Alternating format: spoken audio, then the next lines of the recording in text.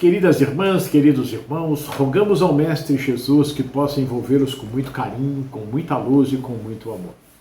Este é o quadro Conversando sobre Jesus no canal do Lar Ismael no YouTube. Nós vamos dar sequência a aquilo que Jesus estava fazendo, que era ir buscar os seus discípulos, formar o seu colégio de discípulos. No livro Boa Nova, do Espírito Humberto de Campos, psicografia de Francisco Cândido Xavier, nós temos um capítulo chamado Os Discípulos. Vamos ver o que nos traz então Humberto de Campos.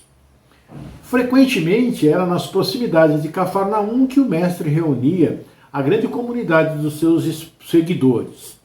Numerosas pessoas o aguardavam ao longo do caminho, sempre ansiosas para ouvir a sua palavra. E não demorou muito para que ele compusesse o seu colégio de discípulos. Depois de uma das pregações do novo reino, ele chamou os 12 companheiros que desde então seriam os intérpretes das suas ações e de seus ensinos. Eles eram os homens mais humildes e simples do lago de Genezaré. Pedro, André e Filipe eram filhos de Betsaida, de onde vieram igualmente Tiago e João, descendentes de Zebedeu. Levi, Tadeu e Tiago, filhos de Alfeu e sua esposa Cleófas, parenta de Maria, eram nazarenos e amavam a Jesus desde a infância, sendo muitas vezes chamados os irmãos do Senhor, à vista de suas profundas afetividades. Tomé descendia de um antigo pescador de Dalmanuta, e Bartolomeu nascera de uma família laboriosa de Canaã, da Galiléia. Simão, mais tarde denominado Zelote, deixara sua terra de Canaã para dedicar-se à pescaria. E somente um deles, Judas, destoava um pouco desse concerto, pois nascera em Iscariotes e se consagrara ao pequeno comércio em Cafarnaum, onde vendia peixes e quinquilharias. O reduzido grupo de companheiros do Messias experimentou a princípio certa dificuldade para harmonizar-se, o que é normal em um grupo. Isso é importante porque a gente vai percebendo que eles eram pessoas simples, eles não eram espíritos elevados, de um comportamento exemplar, né? Eles tinham suas dificuldades, assim como nós temos a nossa. Mas vamos ver. Pequeninas contentas geravam a separatividade entre eles. De vez em quando, o mestre os surpreendia em discussões inúteis sobre qual deles seria o maior no reino de Deus. De outras vezes, desejavam saber qual dentre todos revelava a sabedoria maior no campo do evangelho.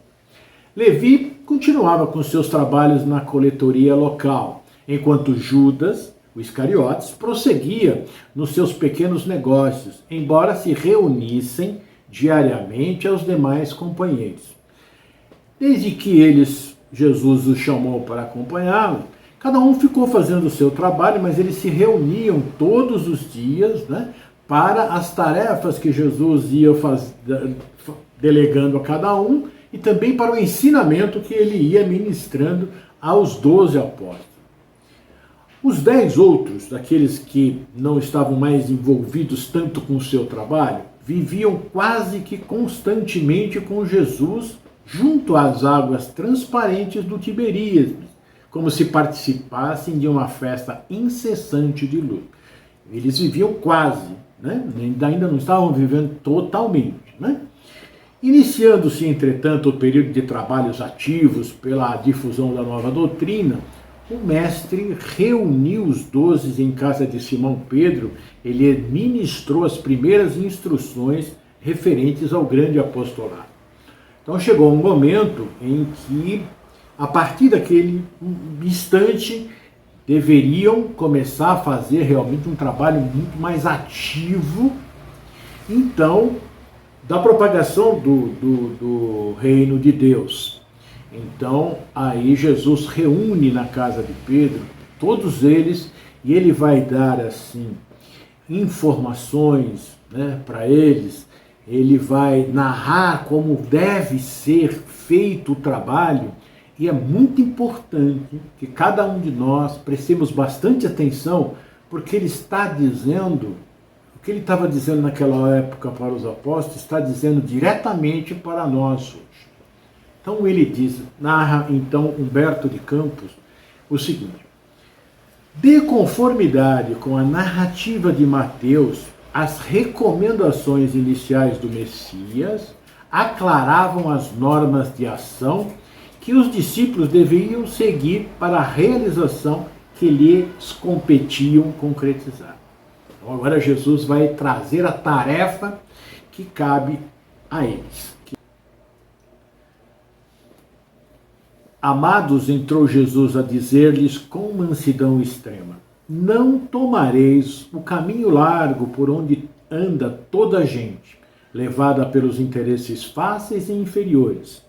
Buscareis a estrada escabrosa e estreita dos sacrifícios pelo bem de todos. Também não penetreis nos centros de discussões estéreis, à moda dos samaritanos, nos das contendas que nada aproveitam às edificações do verdadeiro reino nos corações com sincero esforço. Ide antes em busca das ovelhas perdidas da casa de nosso Pai, que se encontram em aflição e voluntariamente desterradas de seu divino amor. Reuni convosco todos os que se encontram de coração angustiado e dizei-lhes de minha parte que é chegado o reino de Deus. Trabalhai em curar os enfermos, limpar os leprosos, ressuscitar os que estão mortos na sombra dos crimes ou das desilusões ingratas do mundo. Esclarecei todos os espíritos que se encontram em trevas, dando de graça o que de graça vos é concedido. Não exibais ouro ou prata em vossas vestimentas, porque o reino dos céus reserva o mais belo tesouro para os simples. Não ajunteis os supérfluos em alforjes, túnica ou alpercatas para o caminho, porque digno é o operário do seu sustento. Em qualquer cidade ou aldeia onde entrardes, buscai saber sempre quem deseja aí os bens do céu, com sinceridade e devotamento a Deus, e reparti as bênçãos do Evangelho com os que sejam dignos até que vos retireis. Quando penetrardes em alguma casa, saudai-a com amor. Se essa casa merecer as bênçãos de vossa dedicação, desça sobre ela a vossa paz. Se, porém, não for digna, torne esta mesma paz aos vossos corações. Se ninguém vos receber, nem desejar ouvir as vossas instruções, retirai-vos, sacudindo o pó dos vossos pés, isto é, sem conservardes nenhum rancor e sem vos contaminardes da alheia iniquidade. Em verdade vos digo que dia virá em que menos rigor haverá para os grandes pecadores do que para quantos procuram a Deus com os lábios da falsa crença, sem a sinceridade do coração. E por essa razão que vos envio como ovelhas ao antro dos lobos, recomendando-vos a simplicidade das pombas e a prudência das serpentes. Acautelai-vos, pois, dos homens, nossos irmãos, porque sereis entregues aos seus tribunais e sereis açoitados nos seus templos suntuosos, de onde está exilada a ideia de Deus. Sereis conduzidos como réus à presença de governadores e reis, de tiranos e descrentes, a fim de testemunhardes a minha causa. Mas nos dias dolorosos da humilhação, não vos dê cuidado como haveis de falar, porque minha palavra estará convosco e sereis inspirados quanto ao que houverdes de dizer. Porque não somos nós quem falamos. O Espírito amoroso de nosso Pai é que fala em todos nós. Nesses dias de sombra, em que se lutará no mundo por meu nome, o irmão entregará à morte o próprio irmão, o pai os filhos, espalhando-se nos caminhos o rastro sinistro dos lobos da iniquidade. Os que me seguirem serão desprezados e odiados por minha causa, mas aquele que perseverar até o fim será salvo. Quando, pois, fordes perseguidos numa cidade, transportai-vos para outra, porque em verdade vos afirmo que jamais estareis nos caminhos humanos sem que vos acompanhe o meu pensamento. Se tendes de sofrer, considerai que também eu vim à terra para dar o testemunho, e não é o discípulo mais do que o mestre, nem o servo mais do que o seu senhor. Se o adversário da luz vai reunir contra mim as tentações e as zombarias, o ridículo e a crueldade, que não fará aos meus discípulos? Todavia, sabeis que acima de tudo está o nosso Pai, e que, portanto, é preciso não temer, pois um dia toda a verdade será revelada e todo o bem triunfará. O que vos ensino em particular, difundi-o publicamente, porque o que agora escutais aos ouvidos será o objeto de vossas pregações de cima dos telhados. Trabalhai pelo reino de Deus e não temais os que matam o corpo, mas não podem aniquilar a alma. Temei antes os sentimentos malignos que mergulham o corpo e a alma no inferno da consciência. Não se vendem 2 passarinhos por um centil? Entretanto, nenhum deles cai dos seus ninhos sem a vontade do nosso Pai. Até mesmo os cabelos de vossas cabeças estão contados. Não temais, pois, porque um homem vale mais que muitos passarinhos. Empregai-vos no amor do Evangelho, e qualquer de vós que me confessar diante dos homens, eu o confessarei igualmente diante de meu Pai que está nos céus. As recomendações de Jesus foram ouvidas ainda por algum tempo, e terminada a sua locução, no semblante de todos perpassava a nota íntima da alegria e da esperança. Os apóstolos queriam contemplar o glorioso porvir do Evangelho do Reino e estremeciam do júbilo de seus corações. Foi quando Judas Iscariote, como que despertando antes de todos os companheiros, daquelas profundas emoções de encantamento, se adiantou para o Messias, declarando em termos respeitosos e resolutos: Senhor, os vossos planos são justos e preciosos. Entretanto, é razoável considerarmos que nada poderemos edificar sem a contribuição de algum dinheiro. Jesus contemplou serenamente e redarguiu: será que Deus precisou das riquezas precárias para construir as belezas do mundo? Em mãos que saibam dominá-lo, o dinheiro é um instrumento útil, mas nunca será tudo, porque acima dos tesouros perecíveis está o amor com os seus infinitos recursos. Em meio da surpresa geral, Jesus, depois de uma pausa, continuou: no entanto, Judas, embora eu não tenha qualquer moeda do mundo, não posso desprezar o primeiro alvitre dos que contribuirão comigo para a edificação do reino de meu Pai no espírito das criaturas. Põe em prática a tua lembrança, mas tem cuidado com a tentação das posses materiais. Organiza a tua bolsa de cooperação e guarda-a contigo. Nunca, porém, procures o que ultrapasse o necessário. Ali mesmo, pretextando a necessidade de incentivar os movimentos iniciais da causa, o filho de Iscariotes fez a primeira coleta entre os discípulos. Todas as possibilidades eram mínimas, mas alguns pobres denários foram recolhidos com interesse. O mestre observava a execução daquela primeira providência com um sorriso cheio de apreensões, enquanto Judas guardava cuidadosamente o fruto modesto de sua lembrança material.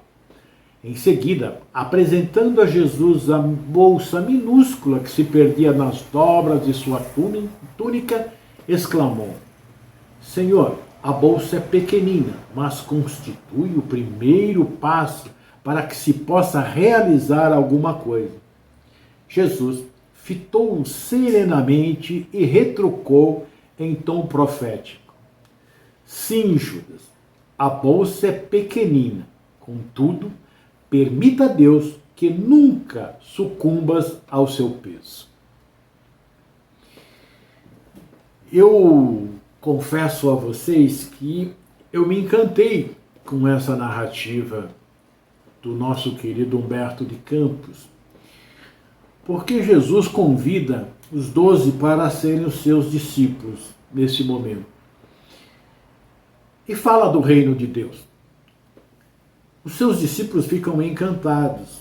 Como encantados ficamos quando nos falam, né, sobre o Evangelho, quando alguém com muito carinho, com muito respeito, nos traz o Evangelho de Jesus.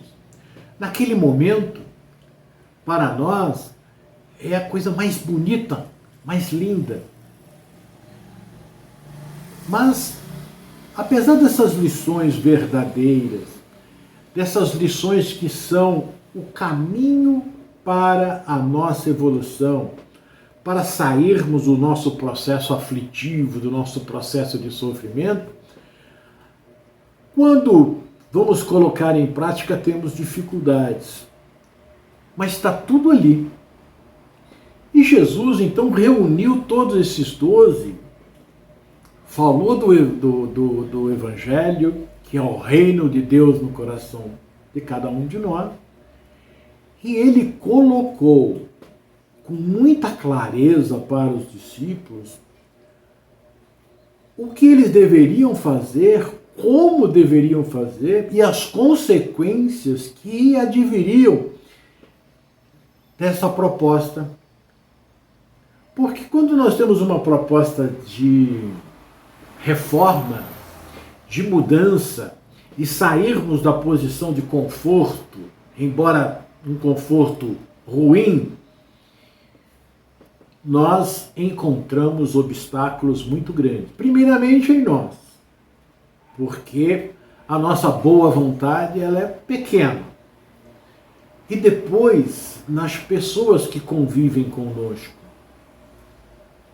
Porque se nós formos fazer uma análise das nossas ações, quando nós mudamos o nosso comportamento, alguns amigos ou familiares ficam incomodados. Ué, mas você não era assim. Você fazia assim, agora vai fazer assado? Por que essa mudança? E você está mudando para melhor, mas as pessoas não entendem. Elas acham que você tem que continuar naquele caminho. Nós encontramos essas dificuldades.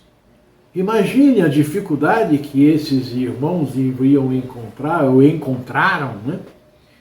Quando, falando do reino de Deus, bateram de frente com o materialismo da época, com os interesses dos grandes da época.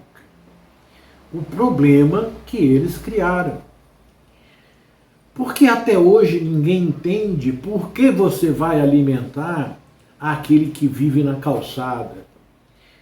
Por que você vai despender do seu tempo num sábado ou num domingo para ir a um asilo, para ir a um orfanato, para visitar pessoas que você nunca viu na vida num hospital?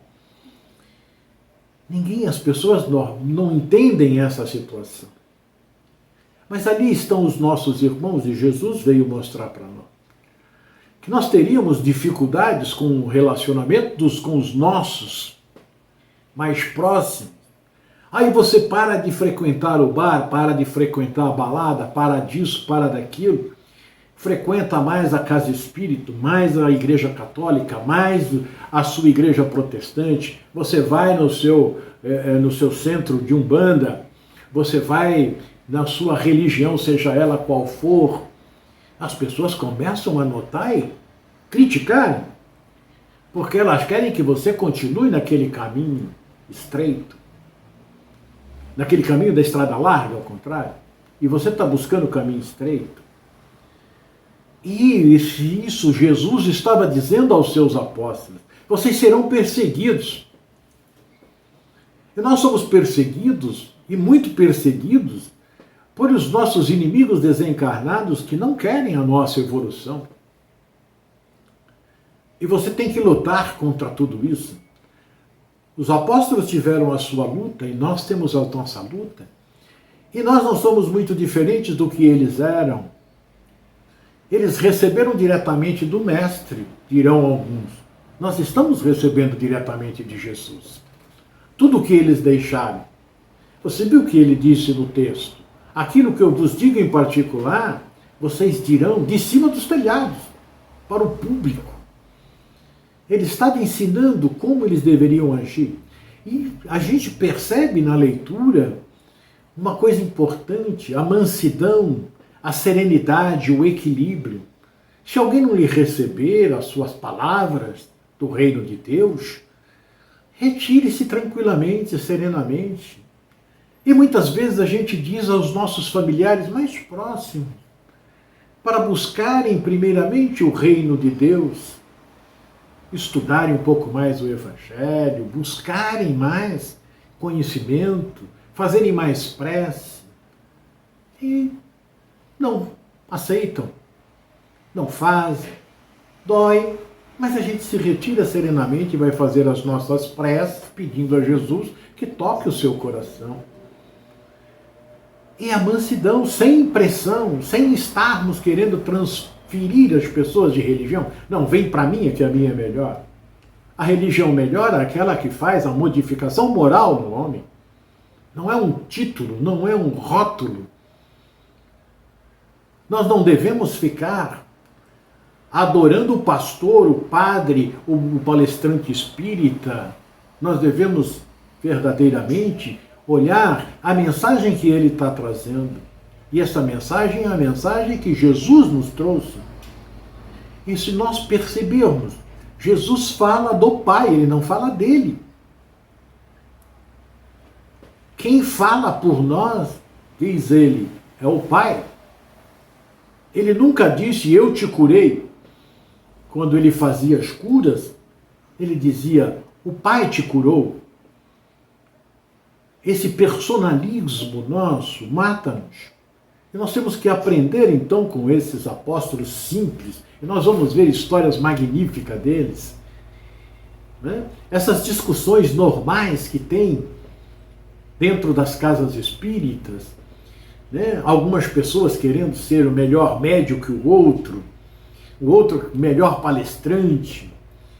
Nós somos todos irmãos, precisamos nos unir como eles compreenderam, depois de muito tempo, com a calma, com a serenidade de Jesus, eles aprenderam quais os caminhos que eles deviam seguir e seguiram.